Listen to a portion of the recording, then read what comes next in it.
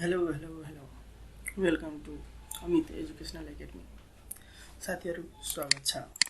अब हामी next tutorial लिएर आइसकेका छौँ वेब डिजाइनिङको र त्यसमा पनि अब फोटोसप।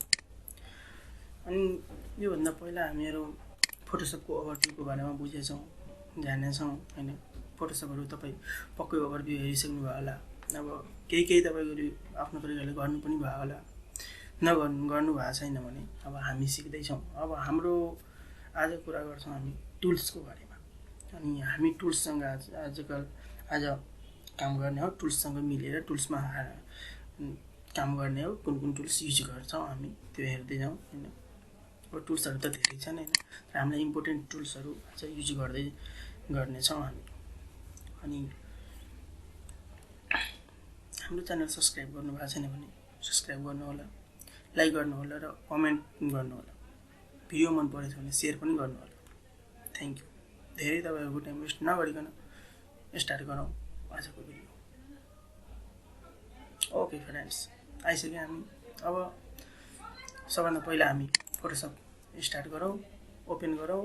मैले अलरेडी ओपन गरिसकेको छु, किनभने अब मलाई फोटोसप अलिक फाइल पनि ठुलो छ अनि गाह्रो हुन्छ ओपन हुँदा, त्यही भएर मैले ओपन गरिसकेको छु। योभन्दा पहिलाको भिडियोमा जहाँबाट हामी इन्ड गरेको थिएँ त्यहीँबाट स्टार्ट गरिरहेको छु। तर आज यो लेआउट म बनाउँदिनँ है।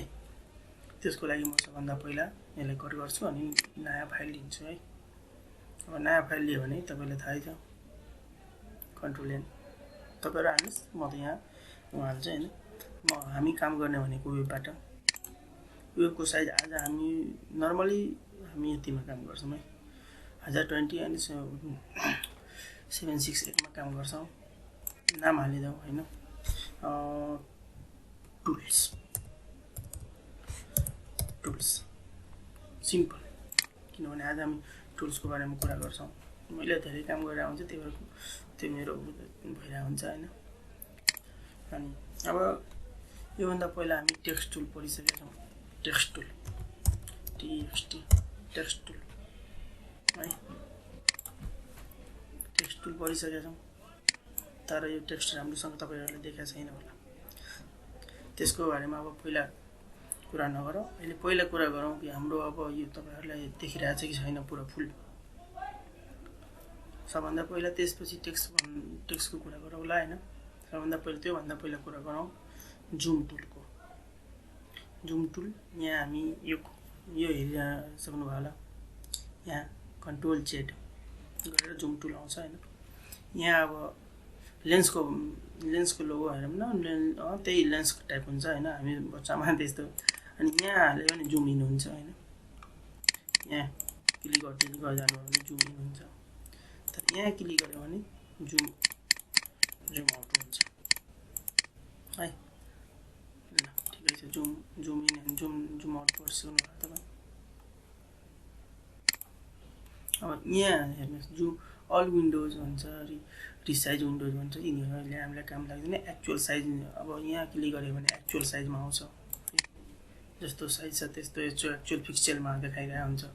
फिट एज स्क्रिन गऱ्यो भने स्क्रिनमा फिट हुने खाले आउँछ। फेरि तपाईँको डेस्कटपको स्क्रिन होइन, यो फोटोसपको स्क्रिनमा फिट हुन्छ। फिल स्क्रिन भन्यो भने स्क्रिनमा पुरै फिल हुन्छ, तर तपाईँको साइजमा अब तलमाथि हुनसक्छ होइन। तर यहाँ हेर्नुहोस्, यहाँ पनि अलिक बढिरहेको छ, कम भइरहेको छ होइन। फिल स्क्रिन गऱ्यो भने प्रिन्ट साइज तपाईँ हेर्न सक्नुहुन्छ। प्रिन्ट साइज यस्तो हुन्छ तपाईँको, यहाँ प्रिन्ट साइज यस्तो हुन्छ। अनि ठिकै छ, केही फरक परेन होइन। अब हामी पहिला फिट स्क्रिनमा जाउँ। अनि अब जुम टुलको हेरिसक्नु भएको छ होइन। अब जाउँ हामी मुभ टुलमा। अब हामी जे पनि मुभ टुलको अर्थै हो कि हामी मुभ गर्न सक्छौँ टेक्स्टहरूलाई। अब कुनै अब अब्जेक्टहरू, जुन अब्जेक्ट छ तपाईँहरूलाई त्यो अब्जेक्टलाई मुभ गर्न सक्नुहुन्छ। अब माने एउटा टेक्स्ट टुल ल्याउँ होइन। टेक्स्ट टुलमा अब टेक्स्ट एउटा लिनु पऱ्यो होइन। यो टेक्स्ट हटाइदिउँ, यसलाई डिलिट, यहाँबाट हामी डिलिट गर्न सक्छौँ। टेक्स्ट टुल हामी टेक्स्ट टुल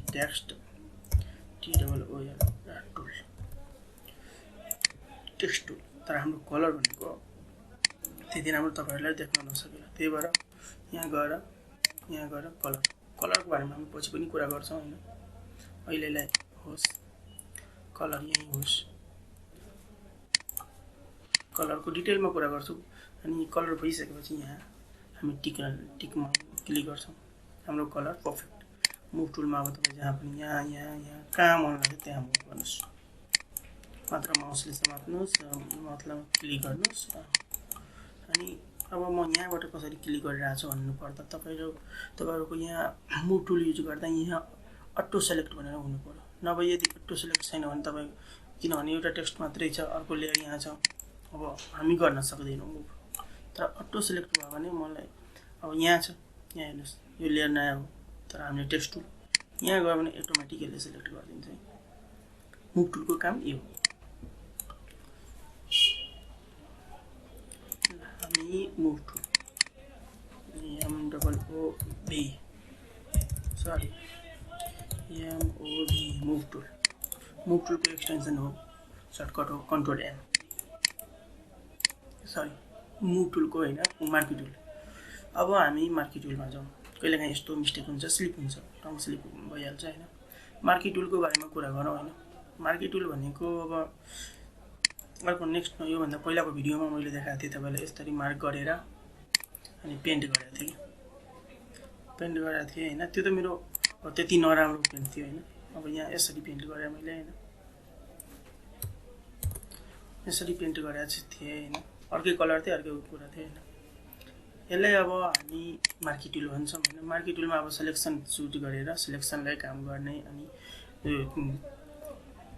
सेलेक्सनमा अब किनभने हामीलाई फोटोसपबाट हेडर बनाउनु पर्यो लेआउटमा हेडर बनाउनु पर्यो अब कति के चाहिन्छ बटन बनाउनु पर्यो भने यो मार्की टुल युज गरेर हुन्छौँ होइन एउटा इलिप्स टाइपको हुन्छ हामीलाई अब्जेक्ट बनाउनु पर्यो इलिप्सको अब्जेक्ट बनाउनु पर्यो भने अब इलिप्सको लागि अब हामीलाई चुज गर्नुपर्छ पुरै अब मलाई यो गऱ्यो भने कन्ट्रोल ब्याक स्पेस गऱ्यो भने उ गर्छ अनि कन्ट्रोल डी गऱ्यो भने डिसेलेक्ट हुन्छ यो याद गर्दै गर्नु साथीहरू किनभने म भनिरहेको छु तर म अलिक फास्टमै भन्छु तपाईँहरू गर्दै गर्नु अनि भिडियो हेरेर अनि त्यसपछि अब तपाईँहरू गर्नु होला प्र्याक्टिस गर्नु होला अनि यहाँ अब सिंगल रो छ हैन यहाँ हामी सिंगल रो क्रिएट गर्न सक्छौं हैन जहाँबाट भए पनि तपाईं सिंगल रो क्रिएट गर्न सक्नुहुन्छ अब कलम क्रिएट गर्नु पर्यो भने कलम क्रिएट गर्न सक्नुहुन्छ मार्की टुल युज गरेर अब मलाई यो चाहिए छैन अहिले मैले तपाईहरुको बारेमा भनिसकेको छु काम लाग्यो भने हामी युज गरौँला यसको ओभरभ्यू मात्रै भन्ने हो तपाईहरुलाई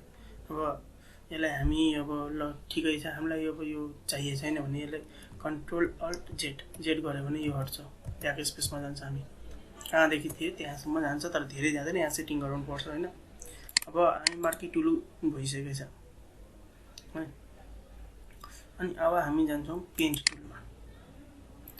टुलमा अब तपाईहरु गयो भने तपाईहरुले के ग्रेडियन्ट भनेको अब कलर मिक्सिङ तपाई कलर मिक्स गरेर यहाँ हेर्नुस् मैले भनेको थिएँ पहिला नि कलरको बारेमा म कुरा गर्छु पछि कुरा गर्छु तर यहाँ अब यो इनबिल्ट चाहिँ यो मेरो आफ्नो ग्रेडियन्ट हो हैन आफ्नो सेट गर्न सक्नुहुन्छ हरेक कुरा हैन आफ्नो प्रिसेट जब सेट गर्यो भने त त्यति बेला हुन्छ हैन अहिले तपाईं टुल्सको बारेमा कुरा गरौँ अनि त्यसपछि सबै कुरा गरौँला हैन अब यहाँबाट तपाई सबै कलर अब जुन ग्रेडियन्ट हुन्छ त्यो ग्रेडियन्ट चेक गर्न सक्नुहुन्छ हेर्नुस् अब ग्रेडियन्ट चेक गरे भने यस्तो अब तपाई ग्रेडियन्ट चेक गर्न सक्नुहुन्छ अनि सबभन्दा ठुलो यो पेन्टको लागि कन्ट्रोल जी गरेर अनि हामी जहाँ पनि पेन्ट गर्न सक्छौं अनि त्यसपछि हाम्रो टुल मार्की टुल भयो अनि अब यति भइसकेपछि एउटा कुरा अब हामी यति पढिसकेका छौं धेरै नपढौं हैन यसको प्र्याक्टिस गर्नुस् प्र्याक्टिस गरिसकेपछि अब हाम्रो